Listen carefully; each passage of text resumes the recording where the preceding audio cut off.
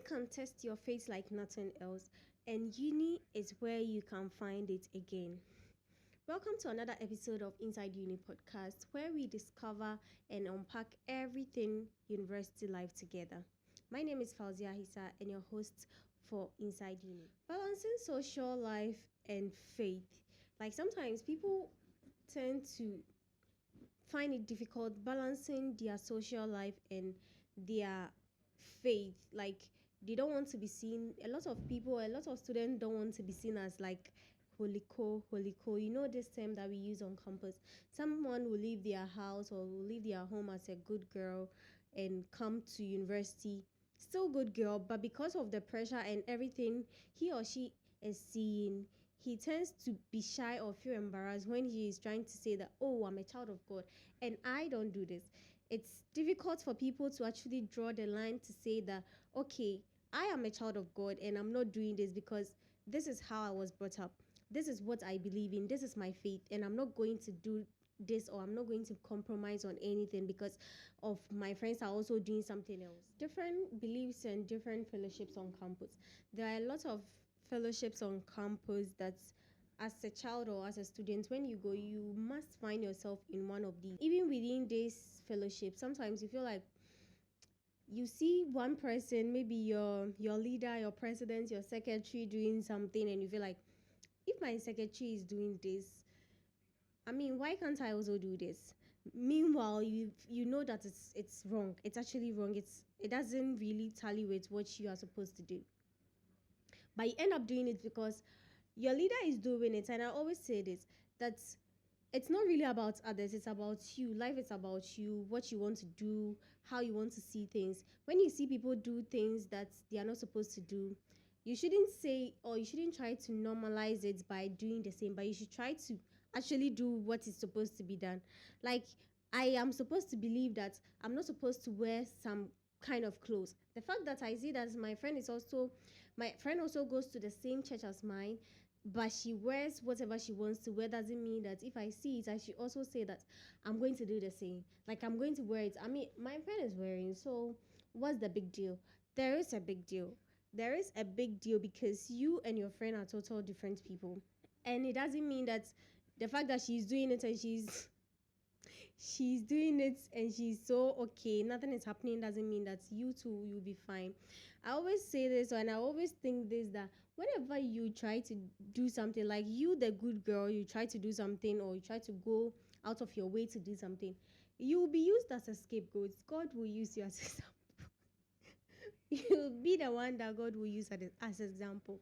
So do not let people lead you astray. Do not let people make you do things that you not do on a normal day. And also, don't be shy of your faith. Maybe you are a deacon's child at home. You come to school because we are all doing this. You also come do it because you feel like it's normal. But when you come home, oh, the Lord is my shepherd. It's not supposed to be done that way. You're supposed to carry the same behavior, the same attitude throughout every situation, every place you go. Staying grounded when life gets noisy on campus. Most of the time, when things get difficult, when you begin to feel overwhelmed of some things, maybe when you need something, your school fees is due, your hostel is also due, you need money for upkeep, you need a lot of things, but there is nothing. You need a lot of things, but there is nothing. What do you do? How do you go through that? How do you survive that situation?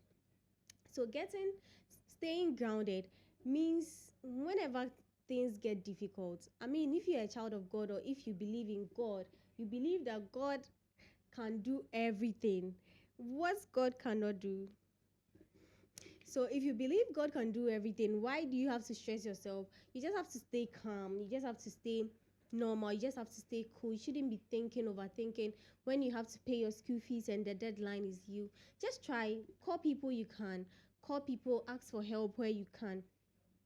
But it doesn't mean that because of that you are going to sell yourself to pay your school fees. You are going to get through bad means. You are going to try to do a lot of bad things.